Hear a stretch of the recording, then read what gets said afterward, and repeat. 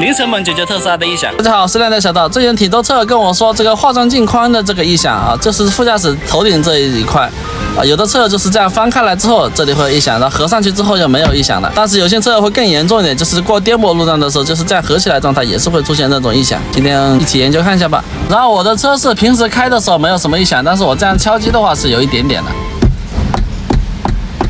在这个地方，旁边这里是没有啊，中间这里会响一点。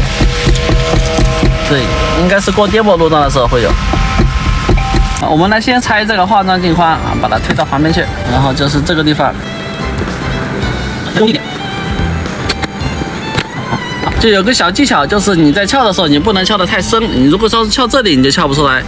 你要先撬的浅一点啊，浅一点，插到这两个盖板中间啊，你再把它撬出来啊，这样就好了。你看后面的这个结构啊，这里结构也就是非常简单的卡扣结构。来，我们看这里有个 T20 螺丝啊，我们把它扭出来啊，这样逆时针的扭出来，这样子往下翻，哎，就翻下来了。这里再是一个插头。接下来我手指头在里面掏了一圈啊，发现里面其实没有什么结构，都是空的，然后都是像这样的这个铁的啊，是这样的金属的啊，这一面都是硬邦邦的。可能的一个噪音来源就是这个对接的这个线束，它是塑料的嘛，在上面，如果说在上面异响抖动的话啊，这个塑料撞这个金属的声音，这样就有点异响的声音了。我感觉这是一个比较合理的异响来源猜想。好，关于这个地方呢，我们就可以用这个绒布胶带把它包起来。好，我们再把它塞回去。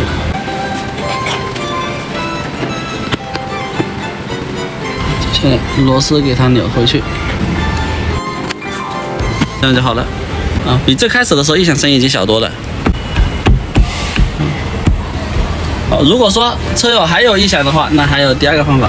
好，我们拿这个随处可见的撬板，我们先把这里撬开来一些，记得拉远一点，这样手指头勾住，记得要用力啊，到这里，掰一掰，手摸在这里啊，是能摸到这里有两个这个尖锐的凸起。像类似拉金条的东西啊，这两个凸起的话，有可能就是碰到这个玻璃，或者是碰到前面的塑料板造成的这个异响。因为旁边都是有静音棉，结果它们两个是没有静音棉的。这个是第一个卡扣凸起的地方，看到没有？这里凸起的地方啊，这是第二个啊，就是这里有两个卡扣凸起啊，很有可能是异响的来源，因为只有这两个卡扣凸起是直接顶着这个车身硬的那个地方。我们就是拿隔音海绵把这两个凸起把它盖住，应该就可以了。这个顶棚跟里面这里有一块隔板之间全部都是隔音棉啊，但是这个隔板后面就是没有隔音棉了啊，所以这里应该是要填充上隔音棉，就可以防止这个异响啊。我们就拿这种啊随处可见的这种汽车用的隔音棉，好，我们把它塞进去，不要塞到隔音海绵之间啊，你要塞到这个隔板后面，因为隔板后面是空的，是吧？我们把它掰大一点，用力点啊，不要当自己车。把这个隔音海绵塞到隔板里面，就相当于是用这个隔音棉把那两个卡扣垫住。我们再塞一片进来，用力的塞到这个隔板里面啊。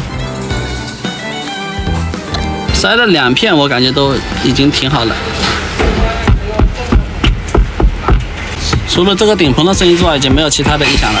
好，我们隔音棉塞进去之后呢，是空间的话是多了一点，因为相当于有个海绵垫住它那个卡扣跟那个硬的东西，所以会多一点点。不过我觉得问题不大吧？啊，你本身装那些遮阳挡和什么卡扣，这里都会是填住的啊。这样虽然缝隙大了一点点啊，但是没有异响的啊，还是很值得的。由于我的车化妆镜异响不是很严重，这次异响处理方仅从内部机械结构出发，把最有可能异响的地方解决。如有错误，欢迎指正。